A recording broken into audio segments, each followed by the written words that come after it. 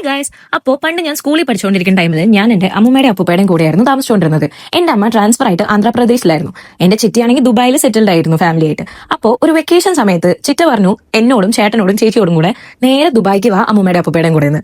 അപ്പോൾ ഞാൻ പറഞ്ഞു വേണ്ട, ഞാൻ ദുബായിക്ക് വരുന്നില്ല, പകരം എനിക്ക് അമ്മയുടെ കൂടെ ആന്ധ്രാപ്രദേശിൽ പോയാൽ മതിയെന്ന്.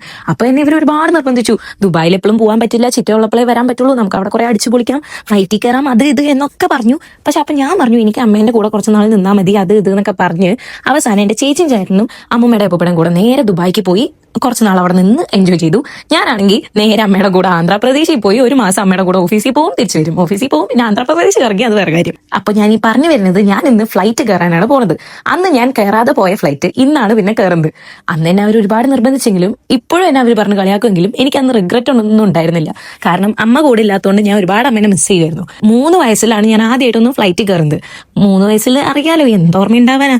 ഞങ്ങള് ഒരു ട്രിപ്പ് പോയപ്പോ കൽക്കട്ടയിൽ നിന്ന് മേഘാലയ വരെ ഫ്ലൈറ്റിനാണ് പോയത്. 3 വയസ്സിൽ എന്തോർമ്മ ഉണ്ടാവാനാ, ഇത് എന്നെ അമ്മ പറഞ്ഞിട്ട് എനിക്ക് ഓർമ്മ. അങ്ങനെ അതായിരുന്നു എന്റെ ഫ്ലൈറ്റിലെ ആദ്യത്തെ ഓർമ്മ. ഇന്നിപ്പോ ഞാൻ എന്താ ഒരുങ്ങി കിട്ടി നേരെ ഫ്ലൈറ്റ് കയറാനാ പോണേ.